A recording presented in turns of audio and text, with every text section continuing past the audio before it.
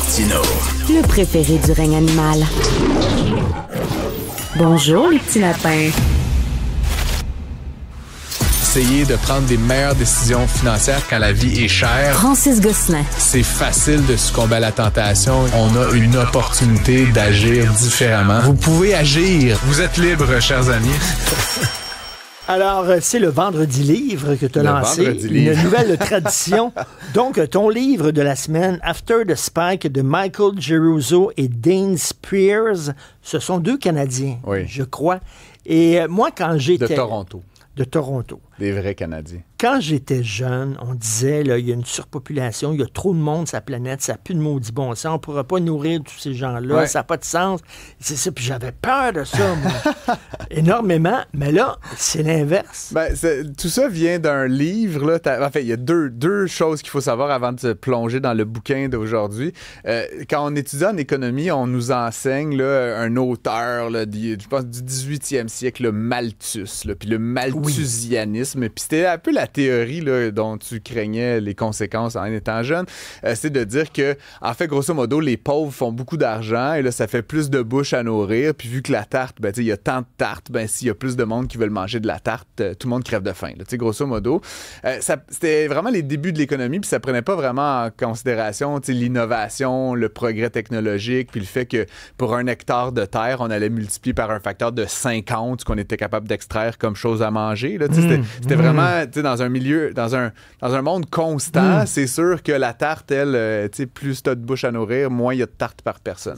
Ça, c'est Malthus. Et toi, ce qui t'a probablement traumatisé, c'est le livre de Paul Ehrlich. Exactement. De Population Bomb, la bombe de la population. Et c'était un peu l'actualisation de ça, disant on va être 10 milliards, puis la planète peut pas soutenir ça, puis on va tous mourir. Grosso modo.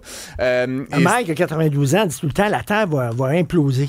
Ouais, il y a trop de gratte-ciel, puis il y a trop de monde, puis ça va faire... Dans les faits, non. Puis si tu regardes ça à l'échelle, là, les gratte-ciels, c'est comme gros de même sur une croûte terrestre qui est infiniment grande. Un gratte-ciel, là, on s'entend que ça gratte pas beaucoup le ciel. Là, quand tu regardes ça de loin, là, c'est pas si haut que ça. Et là, où veulent en venir les deux auteurs là, dans ce livre-là, After the Spike, ben, le spike, c'est quoi? C'est qu'en fait, ce qu'on constate, c'est que dans la plupart des pays du monde, à quelques exceptions près, on voit un rapide décroissance du taux de natalité. Hein. Puis on le sait, au Québec, là, on est à 1,33 enfants par femme, c'est la mesure, ce qui veut dire qu'on est bien en deçà du taux de remplacement, ce qui veut dire que génération après génération, si on n'a pas d'immigrants, on va perdre du monde.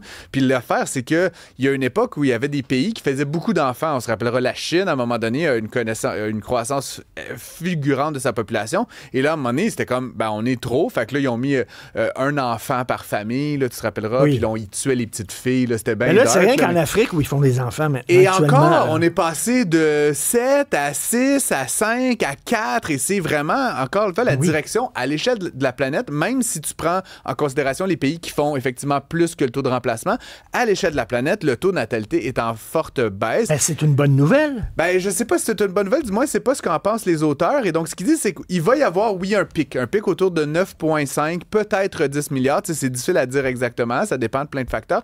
Mais il y aura un après. Le spike, c'est la pointe, dans le fond. Il y aura un après ça, et là, on va vivre un monde où la population est décroissante. Et les auteurs s'en prennent notamment à ceux là, qui sont évidemment alarmés là, par le réchauffement climatique. Puis, et les autres voient ça comme une bonne nouvelle. Comme une bonne nouvelle. Puis je me rappelle, sans vouloir l'identifier, mais M. Ferrandez qui avait dit faites moins d'enfants, c'est vraiment ça le problème. Et ce que les auteurs disent, c'est qu'en fait, pas vraiment. En fait, ça change pas tant que ça. Puis ce qu'ils donnent comme exemple qui est vraiment extrême, que j'aime bien, c'est que, mettons que toute la planète cessait de faire des enfants demain matin pour toute une année, il y aurait 100 millions de naissances de moins, puis il y aurait 100 millions de morts. C'est à peu près, mettons, on est à peu près pas loin d'équivalence. Donc, 200 millions de personnes de moins. Non, ben non, parce qu'il y aurait juste 100 millions de moins de monde. Parce que, on stagne, on en rajoute 100 millions, puis c'est à peu près ça. Là. Et donc, ce qu'ils disent, c'est qu'en fait, là, on perdrait 100 millions de population. La population de la planète, c'est 8,3 milliards de dollars. 8,3 milliards de personnes. Ce qui veut dire qu'on passerait de 8,3 à 8,2 milliards, ce qui est comme aucune différence. C'est à peu près 1% de différence. Et donc, l'année d'après, on aurait un autre pourcent, puis un autre pourcent. Puis sur une décennie de faire absolument zéro enfant, on aurait perdu 10% de la population mondiale, ce qui n'est pas vraiment aussi majeur qu'on se l'anticipe. Et encore une fois, c'est pas un scénario qui est réaliste. On va continuer à faire des enfants, même si on en fait moins.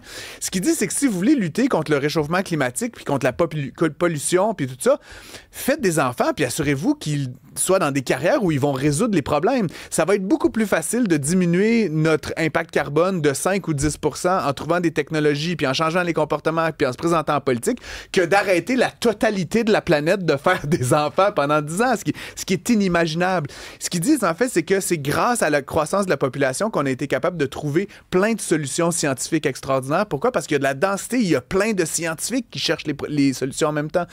Avoir plein de monde, ça permet la densité, puis la densité, ça permet quoi? Ben, du transport en commun, ça permet d'avoir... Ça permet mais lui, plein il est de belles choses. Parce que lui, il est optimiste parce qu'il dit, tu sais, faire des enfants, c'est mettre au monde des génies, des scientifiques, tout ça. Exactement. Mais tu peux dire, moins d'enfants, moins de caves aussi, là. Oui, mais... C'est pas tous des génies, là, tu sais. C'est pas tous des génies, mais... C'est peut-être des dictateurs en puissance, c'est peut-être des tueurs en série en puissance, je sais pas. Lui, il dit non, tous les enfants est un génie en puissance. Il y a des hauts et il y a des bas, mais quand même, puis je veux pas faire ma fleur bleue là, cet après-midi avec vous, mais on va se le dire, depuis 150 ans, alors que la population mondiale a fortement augmenté, qu'est-ce qu'on a observé? Les gens vivent plus de 2 fois plus longtemps. Là. Je veux dire, l'espérance de vie à la naissance, c'était 40 ans à un moment donné. À cette heure, c'est 82. Là. C'est quand même un accomplissement phénoménal. Ils partent plus. Ben non, mais c'est une bonne chose. Là. On vit plus longtemps, on vit en plus en santé.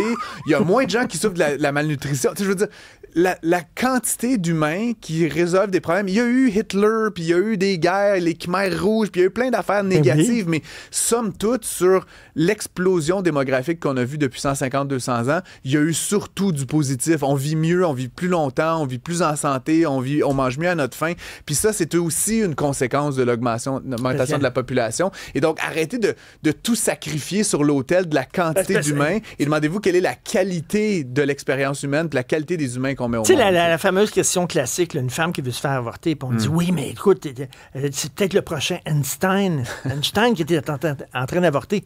Elle pourrait répondre, c'est peut-être le prochain Hitler. Mais là, je vais ressortir ma casquette d'économiste. En toute probabilité, c'est plus probable que ce soit un Einstein qu'un Hitler.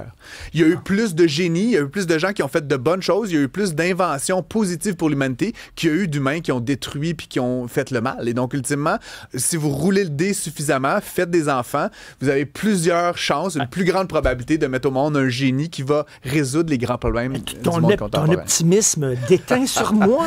Ça s'appelle After the Spy, que je recommande fortement. Je sais pas s'il est disponible en français, mais du moins en anglais, c'était très intéressant à lire et je l'ai aussi un petit peu écouté, hein, parce que bon, tant qu'à y être... Avec Audible! Avec Audible! Il n'y a pas rien que de la romance. Et non, il y a aussi de la non-fiction, chers amis. Merci, bon week-end. Bon week-end.